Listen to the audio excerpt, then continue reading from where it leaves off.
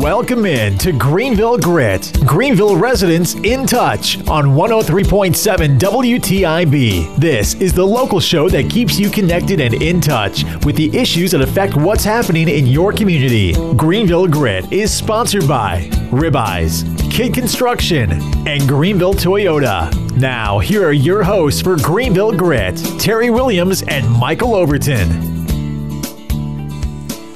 Hello and welcome to Grenville Grit. I am Terry Williams. And I'm Michael Overton. Terry, we are having a great guest on today. That's we have right. McLean Godley, councilperson for District 3 Greenville. Thank you so much for McLean for coming on the show. Well, thanks for having me again, guys. I'm happy to be here. You guys, I guess you've been in your first few months of being in office here. How are things going so far? It's going well. It's busy, but you know that's what we signed up for. I know, me and PBJ Conley, who's representing District 5 now, we talked to each other throughout that entire process, and we're just getting all settled in, and we're excited for all the initiative and help that we're going to be able to do towards this community. Well, in the we next look 2 forward years. to talking to you about it over the next few minutes, but we always have to thank the sponsors that allow the show to go on. So thank you so much, Greenville Toyota, who has supported us from the first day we ever did this show, Terry. That's What right. has it been, a little over 2 years now? And so thank you for that. If you're looking for a new Toyota or Scion or a new used car, go see Craig Goes and the Greenville Toyota team. Reach them on the web at greenvilletoyota.com across from Fresh Market in Greenville, or dial them up at 321-3000. Also, the Overton Group, real estate professionals serving all of Eastern North Carolina. And we just launched a residential division. You can catch them on the web at overtonresidential.com. Terry, why don't you tell us about it? Overton Residential Properties. We are a full-service residential office helping you with all your home needs and rentals. Michelle Connors, Alana Jones, That's right. myself, and my son Trey, and we're here to help you, so give us a call. And that would be Washington, Greenville, That's right. and even And down in Morehead Carteret City County. and Carteret That's right. County. So we can help you with everything. And then our favorite, Ribeye Steakhouse. If you're looking for a That's great right. atmosphere, great steak, good time. Good Go salad see 'em. bar. Good salad bar. You can catch them at the corner of Fire Tower, about to say Fresh Market, Fire Tower and Arlington Boulevard, as well as down in Williamston. They've got the Angus Room. They can host your private party, so look them up. That's right. We're going to take our 2-minute commercial break, come right back. We'll talk with McLean Godley. Be back in 2.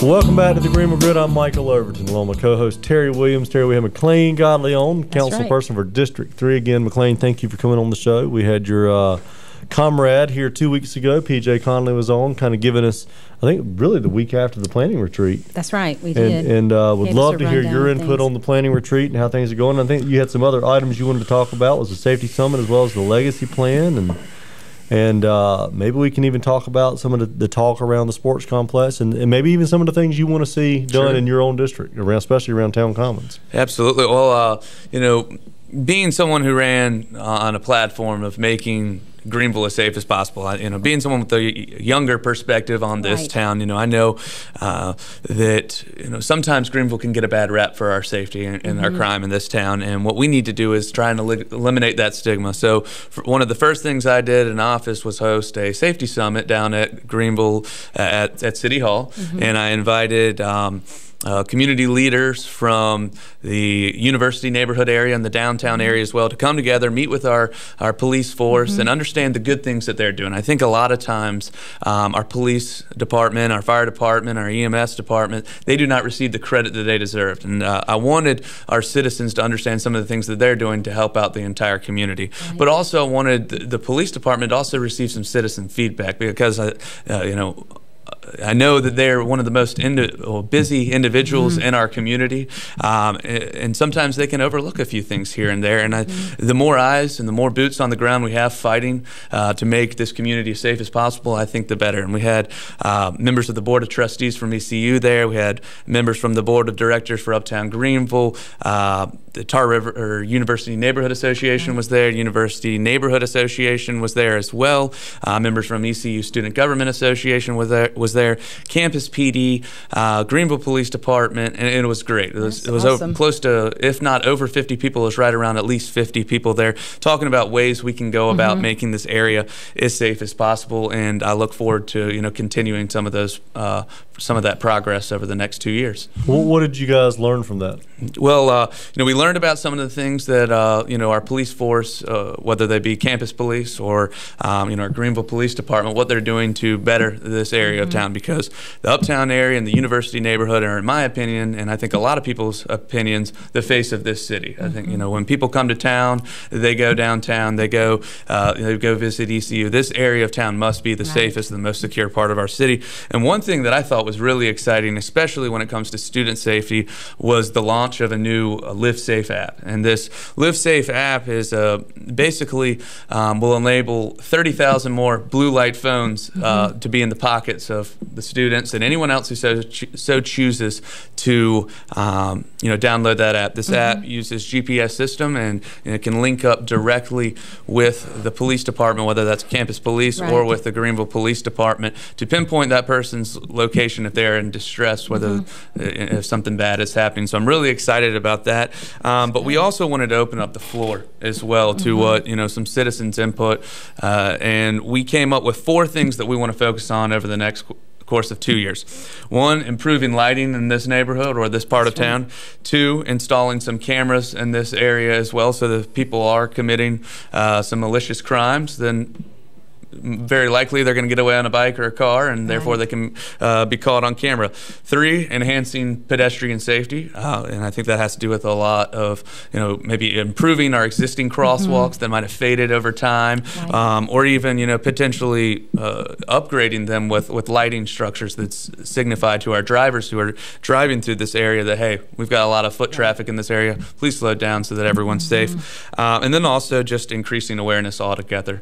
And those are the 4 action items that we came out from that group of 50 right there to focus on over the next 2 years, and I think we're really going to make some strides and progress in those areas. It sounds really good. When the police chief was here on our show, he talked about one of the best things for all types of crime is lighting. Oh, yeah. Everywhere, in your own home, outside your homes, outside your businesses, and of course, when you're, I don't know how you handle it when you're walking down 5th Street, if there's only a certain amount of lighting, like for students who are walking home or residents who live in that neighborhood or who are walking home at night from uptown area or whatever. But it sounds like you all are on top of it, and that sounds really good, because the police can put these programs and all of these deterrents in place against crime, but if the people don't have the perception that they're feeling safer and they're not following also some of the plans, then they won't feel safer. Absolutely. So it's really important. And being someone who does live in this part of town, I know that the police department and Public Works have, worked hand in hand to start to roll out, the LED lights into this part of town, and I think it's important, but we have to improve on that.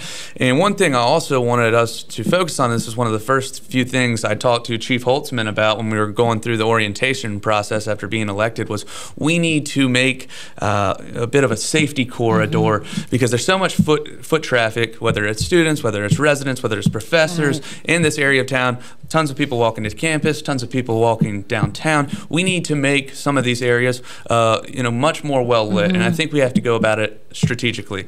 And lighting up a few roads with every light post with LEDs would truly make this part of town more safe and secure, and would it also makes it look better. It also makes it look better as well. I being someone who lives in the neighborhood, and I go running all the time on the Greenway, go running all the time through the neighborhood downtown. I try and go running towards where I know it's going to be more well lit. And I know that if we start installing more of these LEDs, then more people will continue to flock towards that project, because it's natural. And if we go about it in a way that creates a safety corridor, it will make a big difference. I'll tell you, you were talking about beautification, just lightly touched on it, but let's talk about beautification of our roads. I know we passed the bond. Any updates on when we're going to start seeing some of that money poured out into starting doing some more road work? Yes, Kevin Mulligan gave a report on that, I believe, last week at council. It might have been the week before. And I know he said that probably at the later part of this year, we should start to see some of that funding roll out and get some street improvements, which will be good, because, I think we all can agree that our roads in this town, they need that money to get back up to par. And it's there's some state roads that need work. Oh, absolutely. Like Dickinson today, I was riding down it and literally riding in the middle of the road, because some sections on the side are so torn up that you can't even ride down it. Yeah, really bad. And this will really help us start to make a better first impression for potential companies coming to town, future students who might consider going between NC State or ECU or UNCW or Carolina. This will make a lasting impression on those future students and their families as well, and people just come to town for a nice Saturday to enjoy Pirate football. We have to make good, lasting impressions on the community. It starts with our roads and starts with our infrastructure. I'll tell you what, that 10th Street corridor is going to be huge. Yeah, I saw a picture on Facebook last night about the work that's being done and the starting of it. So they're getting going. It's going to be coming along before we know it. So. Well, another thing you had on your list, McLean, was planning retreat. Tell us your thoughts on that. Yeah, the planning retreat was good. We had that 2-3 weeks ago, and we met over the weekend, Friday and Saturday. Lots of good discussions, lots of good reports coming from our city governments, the department leaders. And on the second day, we focused on prioritizing our goals for the next 2 years. What do we want to focus on as a council? What's important to us? What needs to go to the front burner? And I'd like to kind of discuss a few of those with you. But one thing everyone kind of wrapped their head around was town common. Right now we've got town common, and on any given workday afternoon, there are more acres down there than there are people, and that's a problem, especially when we got 21. Right. I've never heard it put like that. But I go running through there every afternoon. I go running through there every afternoon, and there's more. There's more acres, 21 acres, and there's not 21 people down there. And that's got to change. On Sunday afternoon, which was clear and sunny. It was a little chilly, but it was clear and sunny. We haven't had many days like that. Maybe saw 2 or 3. Exactly. Well, I took someone on a tour Monday, and we went down there, and I pointed it out. You could clearly see the river because it's higher right now. And I saw maybe 2 or 3 people. Exactly, and that's got to change because we have 21 acres right beside our river, and our river's beautiful. It's fantastic. It's awesome. But we got to get people to go down there. And right now, our town common is a diamond in the rough, and we have to mold, shape, and shine that diamond to make it the crown jewel of this community because it has that potential. Right. We need to unleash it, and that's one thing that our entire council got around was. Starting to fund some of the master plan amenities that came about. And I know Ms. Glover, or Councilmember Glover, wanted to do the whole thing. I thought it was awesome. And so we all wrapped our head. But you know what? For someone, Rose has been on there a long time. Nobody can ever say she hasn't been a supporter of the community. But I'm glad to see someone who has had such a long tenure, council, to step up and say, let's do it. Exactly. Let's do it. I think we're finally getting to the point where people are saying, you know what, it's time to get this thing done. Exactly. I don't want to speak for her, but I know what you're saying. I know. I don't want to speak for her, but I know she was on council when the master plan came about in 2009, and that's over 7 years ago. I know she wants to see it just come together, and I think that's what our entire council and hopefully the entire community can get around. So how do you go from here, McLean? Because you have, a lot of different opinions. Sure. That at some point someone is going to have to make some decisions, or else if we can't ever get decisions made, nothing's ever going to happen. Well, we recently did just have some more public input in regards to Town Common Phase 1. I think we should listen to what the citizens have to say. But ultimately, we do have to, like you were saying, Michael, press forward. And I think we need to get this done because this part of our city has all the potential in the world. Yes, we love our downtown. Our downtown's awesome. We want people to go downtown, go eat at Winslow's, go eat at Starlight, go eat wherever, and then go walk down to the river. Enjoy our town common. Go walk on the Greenway. It's part of that quality of life appeal that Greenville must continue to improve upon. And wrapping our head around, and as we go into this into these budgetary meetings, we need to make sure that we're reserving some funding to improve our town common. Well, I served on that master plan committee, and that probably does need to be revisited, though, and some changes probably need to be made from 2009 because a lot of things have made changes in the community. So some of the needs or how we want to use that property might also have changed by now. So it probably is a little bit outdated. But even then, I believe the budget to do it as it was drawn in 2009 was about $13 million. It was very expensive. Well, costs aren't going down. They're not going down. They're actually probably gone up. So. Well, I think in some section, if we ever want to see anything happen, you've been here your whole life. I know. It looks the same now as when you were born. Yes. It looks the same now as when I was born. And if we don't make some decisions and get some people to do something, it's going to look the same now when my kids are my age. Well, I think because nothing's ever going to happen. So how would you all propose to fund it?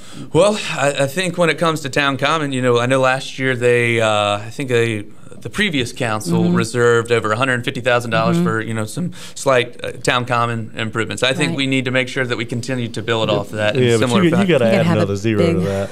$100,000. It bought benches and trash cans. I mean, if you really want to make an impact, $100,000 isn't going to do anything. It's almost probably needs some sort of a plan that the public can buy into, and probably put it in the ongoing bond schedule if you all come up with some sort of a bond schedule. I don't see any other way to do it unless you have a private-public partnership going on, which I see that might have to happen in order to get any use in the short term, meaning the next 10 years out of the land. So I'm sure there's a lot of options to look at. Well, one thing I did mention at our planning retreat was the Tar River Legacy Plan. And the Tar River Legacy Plan, we spent over $194,000 just planning it. The plan's awesome. It was very well done by our consultants and our city staff, collaborating with the community to formulate a plan that can unleash the tar and the power and the potential of the Tar River. And right now we haven't unleashed it. And at that planning retreat, I made it a priority because we meet annually. And I think when we meet annually, we need to be thinking big. We do need to be thinking big. If we're not thinking big, then who else is thinking big? And we need to, help point and steer this community in a direction towards greatness. And I introduced a proposal known as the Tar River Legacy Plan Bond Proposal. And, Michael Cowan, our assistant city manager, he's a numbers guy. He's awesome. I can turn to him, and I know anyone in our community can turn to him when they have a financial question. And he touched on at our planning retreat about how the city of Grenville is primed and prepped for a potential $15 million bond in the next 2 to 4 years. And if we're ready in 2 to 4 years, and we can do it without raising taxes as he was suggesting, well, we have to start formulating ideas of what exactly this bond referendum is going to be about. We've got the Tar River. Like we said before, there's more acres than there are people on any afternoon. We have to start unleashing it, and the Tar River Legacy Plan will help do that. And I introduced an idea of a potential Tar River Legacy Plan bond proposal that would incorporate a signature landmark bridge connecting Town Common to River Park North, a sportsplex that would allow Greenville to host sporting events, whether they be soccer, baseball, extreme sports, on a regular basis, so that we can get more families and younger individuals to come and experience Greenville, but also spend their money here while they're there. And I think that's important. If we are able to host tournaments on any given Saturday and Sunday afternoon, well, those folks that are coming from outside this region to Greenville, they're staying in our hotels, they're buying our food at restaurants, and they're taking our gas as well, which what that means is that we're expanding our tax base from the bottom up, and I think that's important. Some other things need to do is just some other smaller elements as well included in this Tar River Legacy Plan. The zip line idea, people seem to love that idea. More trails. I personally would like to see maybe some mountain biking going on in Greenville. And I couldn't think of a more scenic area to be than right beside our river. So I think it would be an exciting thought, but obviously we got to let this evolve naturally. Now, the Tar River Legacy Plan never included the Town Common Plan, though. It does include the Town Common. And if you look at the map and the plans, it does talk about activation in Town Common. But it didn't include the plan for that, like it did the plan for certain other areas. Master plan for Town Common in general. Yes, ma'am. Yeah. And that was pulled out for political reasons. It was pulled out. It should not have been, because it really does all tie in together. Because it is part of the puzzle. That's where the Greenway starts and ends, depending on where you're coming from. Right. Exactly. That's exactly right. So I think it would be a really interesting idea, and one thing I think it would help our community is we have to be able to sell our city, and we also have to enable our companies to be able to sell our city as well. If someone's moving from, maybe we have someone who went to NC State. They grew up in North Carolina, and then they said, what, after graduating, I want to move up north. I want to experience Washington, D.C. D.C. is an awesome place. They go and find a job in D.C. Maybe they get a little homesick after 3 years. They start applying jobs back in North Carolina to get back to their home base. They look at Raleigh. They look at Charlotte. They might even look at Greenville, too. And if they're offered a job in Raleigh, and if they're offered a job in Greenville for the same salary, they're probably going to choose by default Raleigh because of the quality of life. And we need to be able to enable our companies in this town to be able to sell Greenville. And we need some of these amenities. We need a signature landmark in this community. We need to offer the ability to have fun and exciting amenities, whether it's sports, recreational fields, or basketball courts, or even, just more things to do along our river. And I think this will help us do that. So I'm excited. I know a lot of people have been excited about the issue as well. I just hope that we can progress and continue to build off of it. You know, Terry, it's probably a good time to take our second break. You're right. So we'll do that. Come back in a minute or so. We'll have about 7 minutes left to wrap it up with McLean Godley.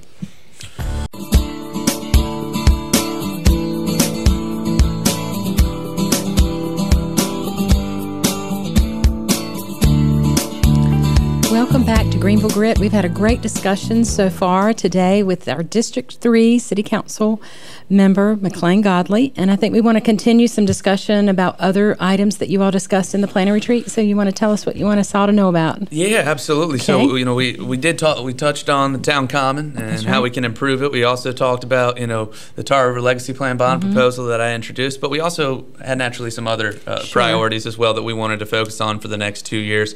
And we even talked about, you know, creating a bit of a farmer's market, because right now our farmer's market is out there. We want people to continue to enjoy our uptown district and you know, and our river. And I think if we have a farmer's market in Greenville, particularly downtown, you know, we can get a lot of folks who can come downtown to buy some fresh produce, and they might go and, you know, eat somewhere, go buy some new clothes, whatever it may be, just enjoying downtown. We have to continue to give people more opportunities to enjoy our uptown district and support it all together. And I really like the farmers market idea. You know, maybe we do an organic farmers market. I personally have been to an organic farmers market in Des Moines, and Des Moines, Iowa. I spent some time there a couple years ago, and every Saturday they had, for about 20 weeks a year, they had an organic farmers market, and they sectioned off 8 blocks of their entire downtown district. And it was awesome. Over 500 people were there every morning at 8 a.m. And I think on average they had over 2,500 people go there. How big a town is that? Des Moines is,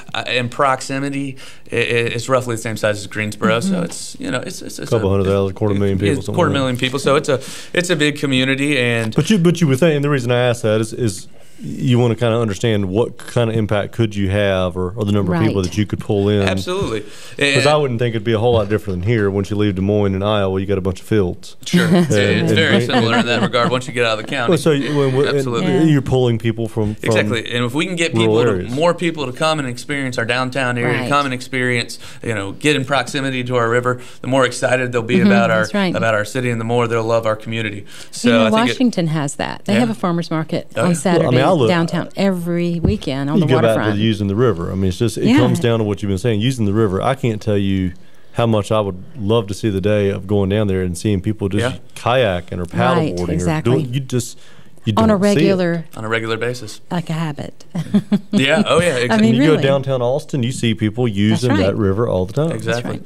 So we need to continue to build off the progress that we've had. I think we have done for the last part of about 5 years some really good improvements in our uptown district. But we need to continue to take strides to continue to grow. I think a farmers market would be a really exciting idea. Some other things we talked about as well would be the epidemic that our community is facing in regards to pedestrian safety. We have another individual has passed recently who was hit by a car, and we have to address this issue. And one thing we have looked into is the potential for red light cameras to go up in some of our hot spots area of town. I spoke with Chief Holtzman about this, and I think it was about 2 weeks ago, the police department sat out at a corner of, I believe, Memorial and I want to say Red Banks, and they wrote over 35 red light tickets in less than 1 hour.